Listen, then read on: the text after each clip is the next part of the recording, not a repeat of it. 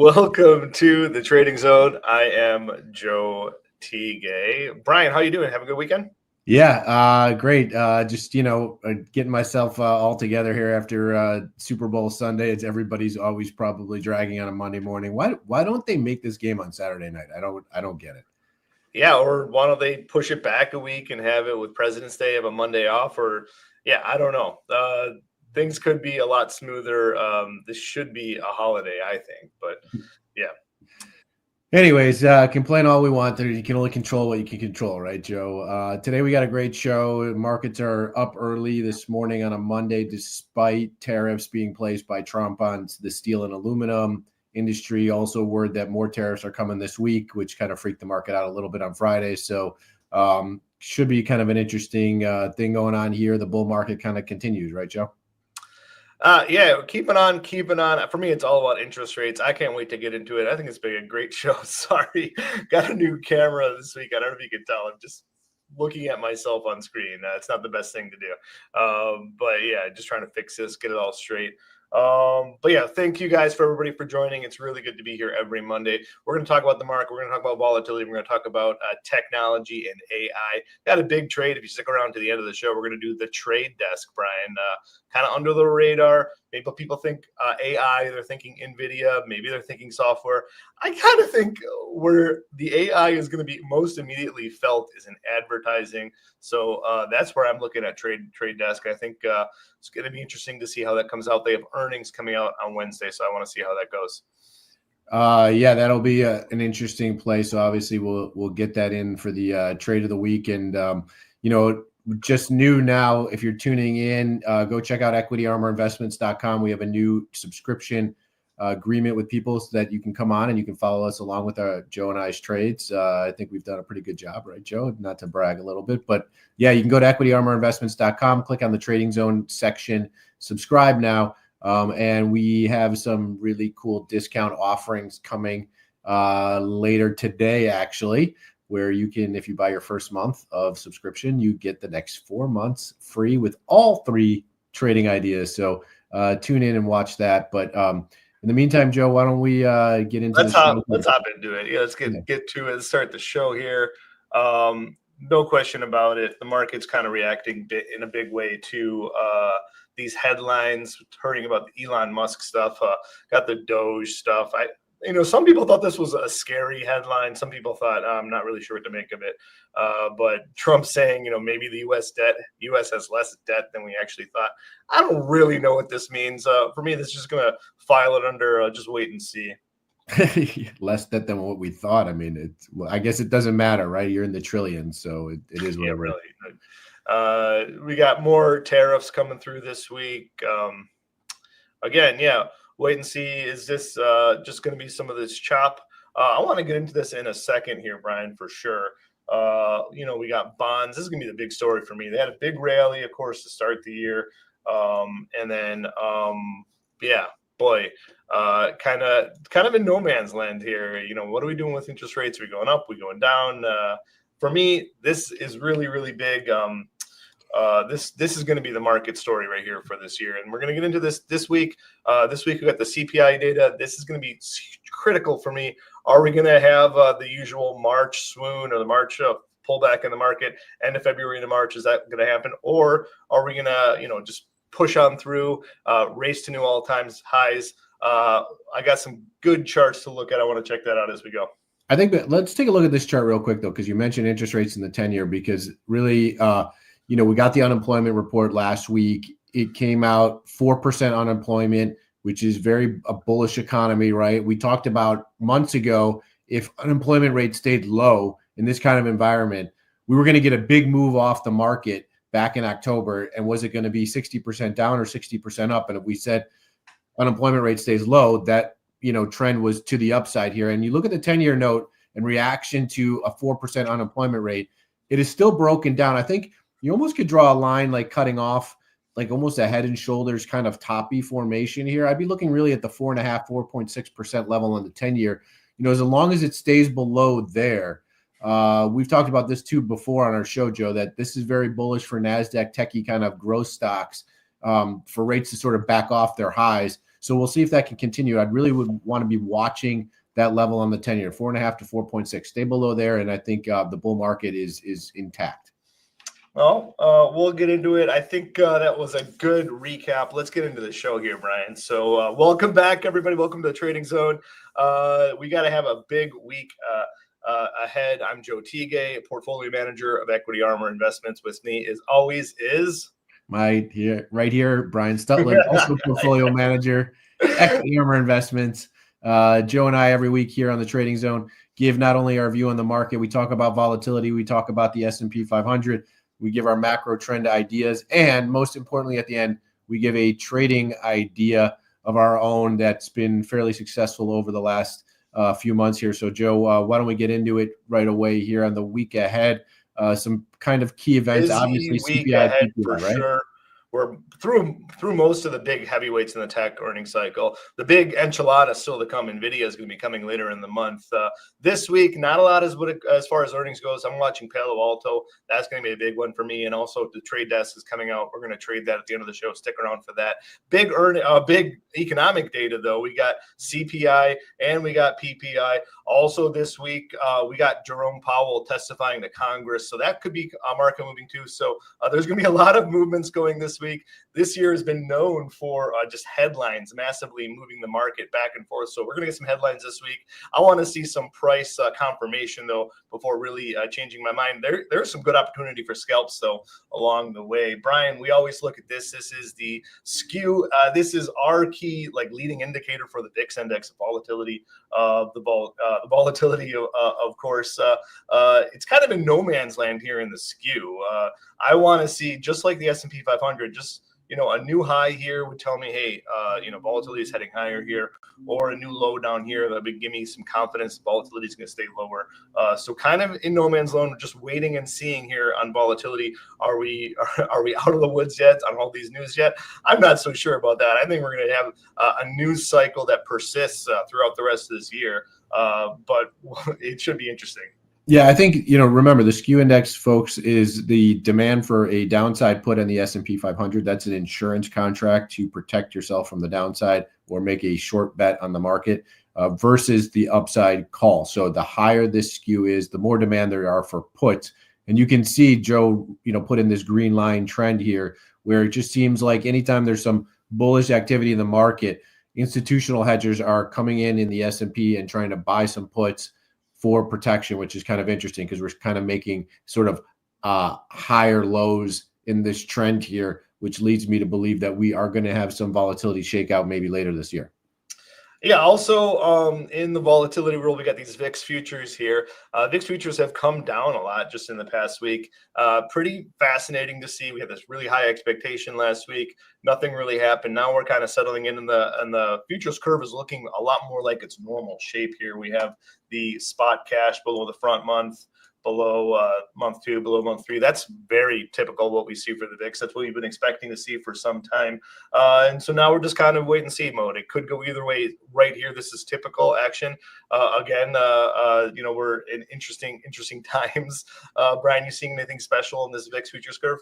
Well, we talked about this last week when it got to sort of the high end of this, that there was so much, VIX futures are mean reverting. VIX volatility is mean reverting in the market, meaning it tends to sort of track around the same area. And there was a lot of pressure from weeks and months ago where volatility futures were lower. So I think the little bit of mini spike we had was just that, because we had some pressure back to the downside. We've gotten back into that mid-range area now. So I think we're kind of at fair value.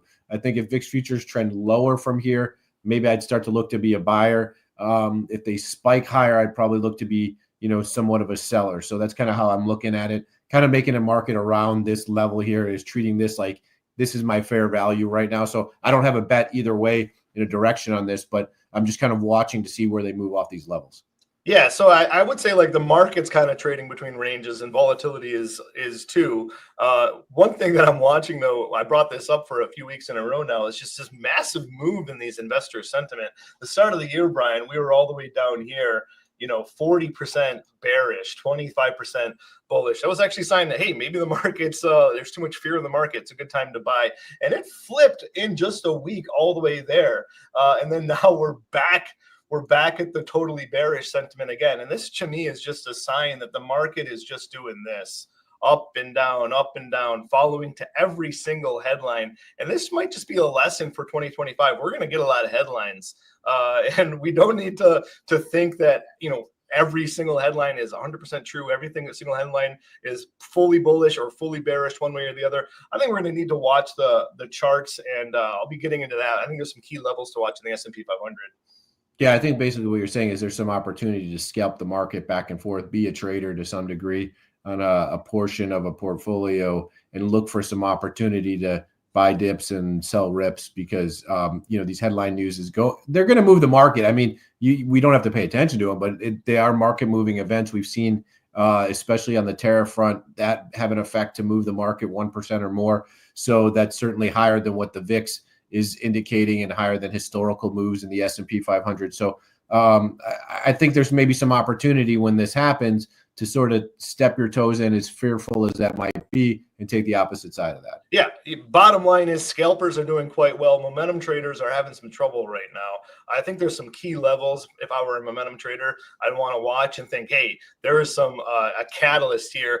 We got the CPI. If we get above 6,100 in the S&P 500, 5,900 in the S&P 500 below there on that CPI, I think maybe there'd be some momentum to go one way or the other. Well, I want to look at that when we get to the S&P 500 chart real quick. But before we do, just one last chart here, looking at seasonality. This is a post-election year. This red line is what typically happens when the incumbent party loses. So we're ahead of that pace right here, of course, doing pretty good, I guess, in the market. But keep in mind, the middle of February here, you get to some trouble here. So we got a big week with CPI.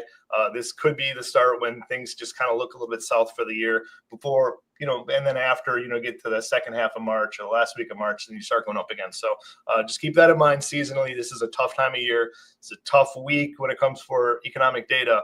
It's going to be really critical. Now, this could be great CPI data. And let's see.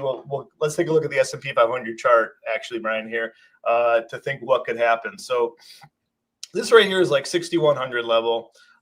We've gotten up to there a few times in the S&P 500, and just every time it just seems to sell off here. So, seems like there's really big resistance there. Some would say this is a call wall. Right here at this 5,900 level, it's kind of the same here on the downside. So I think this is we got to just consider this our range here, and just be prepared to trade it. Now, if we do get good data and we do break through here to the upside here, Brian, above the 6,100 level, I think there's momentum. I think we got the catalyst here. We got the call wall broken through. I think there's momentum to the upside if we are able to get through there. The same thing is true to the downside here. If we get underneath here, I think we're ready for this move. We've been kind of chopping around here for a hot minute. I think we're ready to break out. Yeah, I think this is a great analysis, really. These are key levels, 6,100, 5,900. Watch these coming up over the next couple of weeks here, and especially the CPI and PPI numbers that come out this week. Yeah, so bottom line is back to the sentiment data and the news that we're getting. The news is important, but I think it's going to be much more important if we see a close above 6,100 or a close below 5,900 in the S&P 500. That's going to be much more important. That's going to tell me, hey, the price is confirming this news. The price is saying, hey, this is something to latch onto. So that's really critical. The rest of the market's pretty similar to the S&P 500. We're seeing the same story playing out in the NASDAQ. But one bright spot, I think, for the economy and the market, Brian, is financials kind of leading the way. This is what I want to see for a healthy economy, healthy market. This means that companies are taking out loans, consumers are taking out loans, consumers are paying their loans back, and banks are doing good on all that spread. So financials just doing fantastic. This is what you want to see kind of in like the early mid cycle of a economy. So I think this is really good. Are there other signs out there that we're, in a healthy spot for the economy? It's mixed, to be honest with you. This right here is a transports index.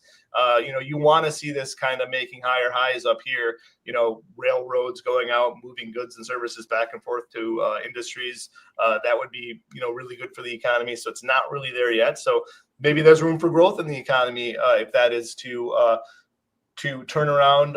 Really, really encouraging here this is copper right here, Brian, kind of encouraging here. You'd love to see it take out these levels. Copper is just a material that goes into so many things. So if we're building new things, copper is going to be going higher. Really, globally, it's important too. So it's a global growth component. And this up here, Brian, this is gold. This kind of is like a risk-off inflation play. Maybe that's not so good. Maybe it's good in the short term if inflation is going higher, but it's not so good. Maybe medium, long term. Seeing it, the expectations for inflation are still going up, if not ramping higher. And then finally down here, this is like the risk on inflation trade is Bitcoin. Is how I see it. Bitcoin's just kind of chopping around with the market. I think it's interesting. Gold kind of having a little breakout session there to the upside. That's kind of trended along with copper, which kind of makes sense because I think copper like moving higher, Joe, is probably bullish for just overall global demand, GDP growth. But, it worries me a little bit when you have gold and copper moving up together that there's some inflation factors. I think when it comes to Bitcoin, that's become more of I feel like a growth technology trend where it tracks more with the NASDAQ than it does anything else than inflation or anything like that, or maybe even, concern about geopolitical risk. But other than that, I think, when you look at the inflation picture, that is a little concerning on the gold and copper front over there. So, I mean, if the CPI numbers come in a little hot, and I talked about this pre-show when people were kind of tuning in, the 10-year note, if it trades back above 4.5, 4.6, I think that's a failed sort of sell-off, decline in interest rates, rally in bonds, a failed rally for bonds. And, that's one thing that would worry me where things just sort of back the truck up on everything, so to speak. And the 10-year moving higher. Right now, the trend looks like it's going lower, and that's typically been bullish for growth stocks after a sort of little bit of a run up. But if there's a reversal here, if there's some hints of inflation as being spoken by copper and gold, then that's where I'm a little bit concerned that this market, in terms of stocks, the NASDAQ, the S&P 500, being able to sort of crack through those upper levels that you just mentioned. Yeah, I mean, it almost seems like gold is expecting this, downtrend to happen. Yeah, gold is especially high when you add in like the strong dollar too. So really interesting to see how that plays out. That's a great point. We'll see what happens with the inflation data, of course. Just want to take a moment, middle of our show. Feel free to, drop us a line. You agree with anything that we said? Let us know. You disagree? Let me know. We're going to get into our trade of the week here, Brian. How do you feel about that? This should be an interesting one. Trade desk, right? Coming up, forward-looking PE, obviously very, very high. Relative not to as high as some of the other names. True. So I mean, I take a moment here on Palantir. Like one of our favorite stocks last year was Palantir. Yeah, we absolutely. Oh, thank you, Adam. We got one agreeer. I agree with your agreement. I'm not sure what, but yeah, I think everything. We're always right on everything, of course. We were big fans of Palantir last year, huge fans. We're looking at it, under $20 when we started following it. If you're watching our show, you would have seen us almost a year ago at 17 talking about their earnings at the start of the year last year, talking about how fantastic of a technology company it was, how the software is ready for the AI to make that next step. Palantir now, it's what is a $260 billion company. Its earnings are just fantastic. Their growth has been fantastic, but their PE I think it's like 400. And it's just really hard to have to justify it for me. Now, I love the company. I don't want to sell it, but it is a company that we've owned it for a while. It's something we're looking at trimming up here. I think it was just fascinating. I was just kind of watching some flows. I'm seeing retail trimming in Palantir, and the institutions are buying, which was absolutely fascinating. A year ago, all of the price targets were lower. Nobody understood the name, and retail was saying, "Hey, this is the future of AI." And retail had it right. And now it seems like the institutions want to pile on. The institutions have FOMO, and price targets are being upped. Institutions are piling on. I think maybe we're taking the other side here. You would consider us like institutions, Brian, but we're not. We're saying, hey, we'd buy more. It comes back to 70, maybe 65, 80. We'd be adding to our position, but up here, that's a lot. Now, I think the reason why institutions are piling into Palantir is because, hey, there we know about the AI trade. What's the use case scenario for it? Well, absolutely excellent software is a great start. But for me, I think this is like the lowest hanging fruit for the AI. It's just gathering all this data, which is I'm talking going to move into trade desk here, gathering all this data and implementing it and saying, what is a person's preferences? What do they like? What do they dislike? How can I feed them ads that they like better than otherwise? And I think that's where AI is going to have like the lowest hanging fruit for a lot of for a profit potential, is just targeted advertising for like a medium small company, can just advertise to people in their area, to people who like their product. And I think that's where Trade Desk comes in. I think it's just really, really fascinating to see. And, look elsewhere in the advertising world, Google did fantastic on their advertising. Meta did fantastic on their advertising. So I think the time is ripe for the Trade Desk to have a really good quarter here. Well, yeah. So the question really becomes, Palantir is one of those where the growth, the PEs were high, but the growth potential kind of it grew into those numbers, right? So people were a lot more expecting growing that to than happen, you, but yeah. and almost exceeded it. So the question is, can Yeah. Trade Desk experience the same sort of growth and guidance here? If you look here, just reading the revenue growth guidance for 24%, I think it's got to start to exceed that to given these levels, but obviously the potential is there. Where do you see this growth continuing here, Joe? I absolutely do. Let's just take a look at the chart reel here. 140, Brian. A lot of people have a price target right there. 140 was the previous all-time high. We're currently today right around 120, 121. In that range, a little bit higher today. Let me just repeat that. Bottom line, it's been a fantastic company. It's up like 60% year over year, something like that. Just consistently beating their earnings, and AI is like the name of the game for me. So their ad buying platform is phenomenal. I think this is the lowest hanging fruit. So here is my trade of the week. I'm actually going to do a butterfly on a weekly trade. Expires this Friday, Brian. I'm looking at the 125, 140, 155 butterfly. It's about $3 to get into it. Break even 128, 152 are my two wings there, break evens there. Max gain, of course, is at 140. I will have turned $3 into $12 if we are pin at 140 on the week. Yeah, so think about it. So $3 is about 2.5% of the value of the stock. So, obviously, if it doesn't happen, you'd be losing that. So kind of measure that up on sort of like the premium risk of how you want to put this on. But if you look at the risk reward payout in terms of an odds bet, for the earnings play, this makes a lot of sense, right? Because 128 break even, top profit 140. Now the butterfly would have to close right at that 140 level for max gains, but there's this bubble opportunity in between those areas of in between the butterfly outside wings that you're purchasing to make some money on this. So on a risk reward, like if I'm looking to make a educated bet with some edge, it seems like there is some edge here, especially when you look at the chart here. It's sort of kind of broken down. I would not want to own the stock outright, given that some of the technical levels in the chart here, but using options maybe to, as a play for back to the upside and sort of this, head and shoulders toppy fake out. This seems like the right play. Yeah, so $3 is the most I can lose here. I'm not looking for it to bust out to all-time highs here. I'm actually just looking for it to go back to their all-time highs. If I were more bullish, I would have just done the call spread, Brian. That would have cost me about an extra $1.50 to do the call spread. So, maybe $4.50 for the call spread puts my break even up at 129.5.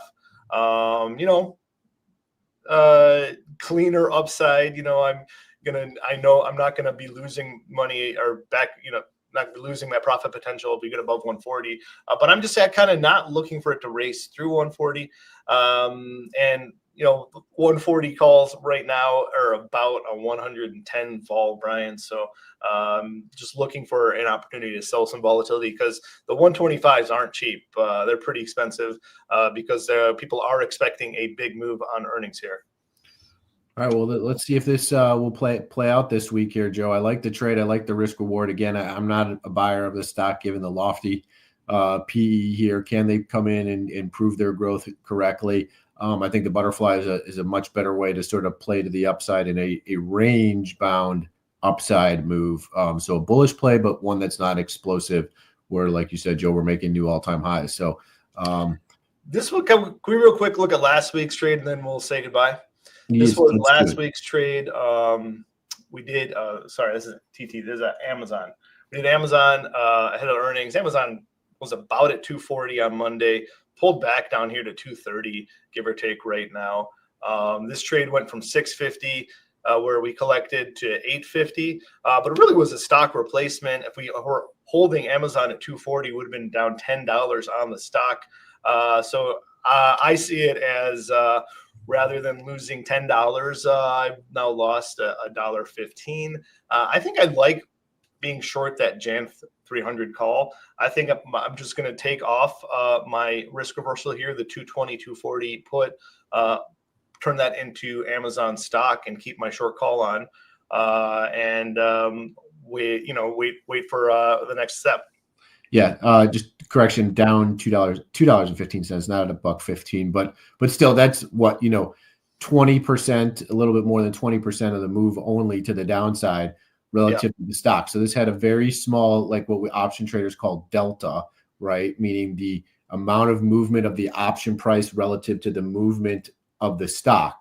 And in this situation, if I'm only getting 20% risk to the downside on a risk reward where I had all of the upside above 240 all the way to 300, this played out well. So the direction didn't work out as well. I might be inclined to just wait a little bit longer, Joe, on this to see how this plays out. But obviously, as time passes in this risk reversal, the February sort of bakes off and expires. Now you're left with this short call. So in that sense, I kind of like what Joe's doing here is he's going to turn the risk reversal. He's going to buy the stock now at a lower value than where it was before. Hold on to that short upside call. And, then he's got, he can make money all the way from here, all the way up to 300 by being long the stock, and recover, a couple dollar move back to the upside. And he's recovered what was lost on this option trade spread. So, and the stock wouldn't be back at the levels that it was before earnings. So this kind of worked out. This is why we use option trades rather than stock heading into earnings plays. And, we continue to update you. Another option is just look at another risk reversal out in March, get us a little bit more time here. We talked about how February can be kind of like a weaker month. It's just kind of going with our philosophy for this year. Like we expect there to be volatility. We expect the market to be higher. So what happens when there's volatility? Yeah, we're going to have some lower drops in the market. If the Amazon does fall, we want to be in a position to buy it. So we make this a March put spread. We'd love to buy Amazon down at March risk reversal. We'd love to buy Amazon down at 220, of course, and just be in position to get ready to sell it if it does have a rip too. Yeah. So, volatile times, call for making measures and using option trades to sort of limit risk. And this is alternative ways to play the market, hopefully risk less to make more. We're here every week giving a trade idea. Make sure you tune in, go to equityarmorinvestments.com, sign up for our subscription on our trading zone section to get continual updates straight to your inbox via email with the exact spreads that we're putting on and when we're taking them off. And so continue to get those updates here, Joe. It's been a great show here. Make sure you tune in every week at 10 a.m. Eastern. This is our new time on Monday. Get in right when the markets are going to start the week. You don't want to miss anything. Hope to see you every week here on Monday morning. Joe, anything else to leave with everybody? Yeah, I think you almost said it. You're very close. You said volatile times. I think volatile times call for volatility managers, I think is the way to go. There you have it. Tune in every week on the Trading Zone, Monday, 10 a.m. Eastern. We'll catch you next week.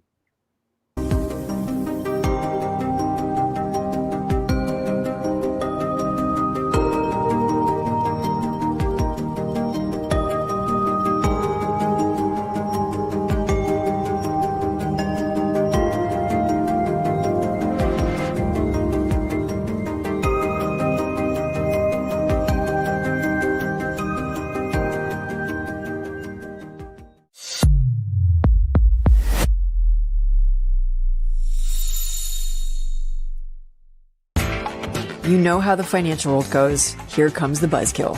Please make sure to take some time to read this boring disclaimer. We will owe you one.